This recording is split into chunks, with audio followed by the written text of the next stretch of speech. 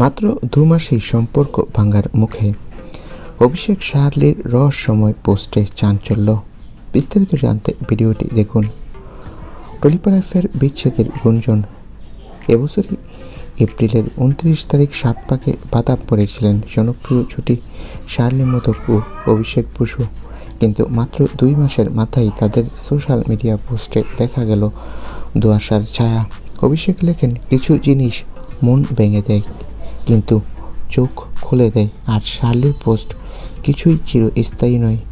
এই 2 লাইনেই শোরগোল টলিপাড়া। তবে কি সত্যিই ভাঙছে সম্পর্ক? তবে সব গুঞ্জনের মাঝেই হঠাৎ অভিষেকের একটা পোস্ট হাওয়া ঘুরিয়ে দেয়।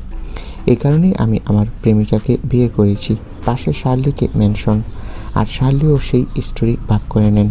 তাহলে ডিভোর্স নয়, বরং মান অভিমানেই আবহেই ঝড় উঠছিল মিডিয়ায়। তবে গুঞ্জন থামছে না। বারবার এমন ধোঁয়াশা কেন তৈরি হচ্ছে তা নিয়ে ভক্তরা ভাবিত। তো বন্ধুরা, এই বিষয়ে তোমাদের মন্তব্য কি?